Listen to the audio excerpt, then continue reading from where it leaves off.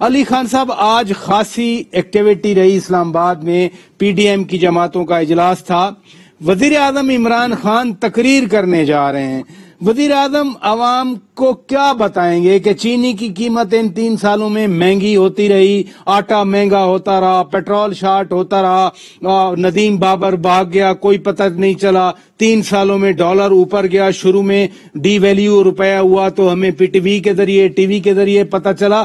کیا بتائیں گے کیا عوام کو؟ بسم اللہ الرحمن الرحیم، اللہم صلی وسلم مبارک علی سیدنا محمد رسول اللہ خاتم النبیین صلی اللہ علیہ وآلہ وصحبہ وسلم۔ بہت شکریہ اپنا پراشا صاحب۔ 3 سال ہماری حکومت کے پورے ہوئے اللہ تعالیٰ کے کرم سے، اور اس میں ظاہر ہے اچیومنٹس بھی ہیں، کچھ جگہوں پہ سیٹ بیکس بھی ہیں، مشکلات کا بھی سامنا رہا۔ ایک ایسی ریفارم کی گورنمنٹ، دیکھیں ریفارم کی گورنمنٹ ہمیشہ اس کو مسائل کا سامنا رہتا ہے، اور ظاہر ہے کوئی رن آف دا مل گورنمنٹ تو ہے نہیں کہ خان صاحب نے 5 سال پورے کرنے ہیں اور قرضے پہ قرضے لیے جاؤ اور ڈالر کو آرٹیفیشلی مینٹین کیے جاؤ تاکہ مہنگائی کا مسئلہ نہ ہو، یہ نہ ہو، وہ نہ ہو۔ ظاہر ہے اگر یا تو ملک کو ٹھیک ہونا ہے تو مشکل فیصلے لینے، نہیں ہونا ٹھیک تو بس ٹھیک ہے، جیسے چلتا تھا ویسے ہی چلاتے۔ خان صاحب اس لیے نہیں آئے، اقتدار ان کی مقصد و منزل نہیں تھی۔ اقتدار میں آنا پاکستان کو ٹھیک کرنے کے لیے ایک سنگ میل ہے۔ وزارت عظمیٰ حکومتیں ہمارے لیے اہم نہیں ہیں، ہمارے لیے پاکستان اہم ہے، اور پاکستان کو ٹھیک کرنے کے لیے وزارت عظمیٰ اور حکومتیں سنبھالنا ایک بنیادی مقصد تھا، منزل نہیں تھی۔ منزل ہے پاکستان، اور وہ کیا ہے؟ پاکستان کو اسلامی فلاحی ریاست بنانا، مدینہ کی ریاست کی طرز پہ۔ اس سلسلے میں بہت سی چیزیں میں گنوا سکتا ہوں، جو اگر آپ سننا چاہیں تو میں اس پہ بات کر لیتا ہوں۔ لیکن یہ جو white paper P D M کہہ رہی ہے کہ ہم وائٹ پیپر لے کے آئیں گے عوام کے سامنے،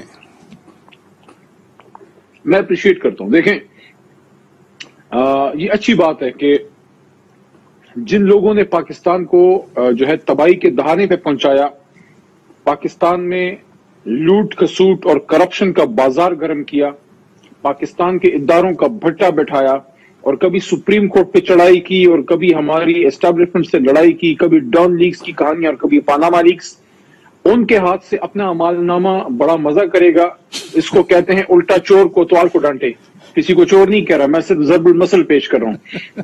دیکھیں سب سے پہلے اگر میں اچیومنٹ آپ میرے سے پوچھیں، مختلف فیلڈز میں ہیں، لیکن جس چیز پہ میرا دل سب سے زیادہ خوش ہے، ایز اے پاکستانی خوش ہے، as a P T I ممبر نہیں، وہ تو بعد میں بات کروں گا۔ ایز اے پاکستانی میں اس پہ خوش ہوں، میرا لیڈر امریکہ کے سامنے لیٹا نہیں ہے۔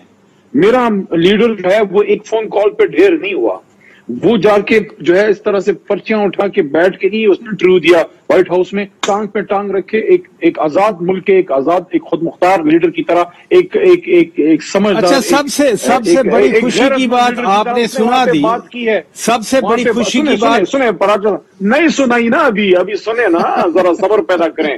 دیکھیں پراچا صاحب، کان ترس گئے تھے، آنکھیں پاکستانیوں کی ترس گئی تھی کسی ایسے لیڈر کو۔ میں کوئی خوشامد نہیں کر رہا عمران خان صاحب کی، خوشامد سے اللہ بچائے، اگر کوئی خوشامد سے خوش ہوتا ہے اللہ تعالیٰ اس کو ویسے ہی خوش کرے۔ جو حقیقت ہے وہ کہنی چاہیے، وہ یہ ہے کہ ہماری آنکھیں ترس گئی تھی، کوئی ایسا لیڈر ہے جو آنکھوں میں آنکھیں ڈال کے بات تو کر سکے، نو جو ڈو مور ہے اس کو نو مور تو کہہ سکے، کسی کو کہہ تو سکے۔ چلیں ادھر رکیے گا، میں مانو کی رائے لے لوں، بہت بڑی اچیومنٹ۔ ادھر رکیے گا، گورننس کے ایشوز ہیں، احساس پروگرام، ادھر رکیے گا،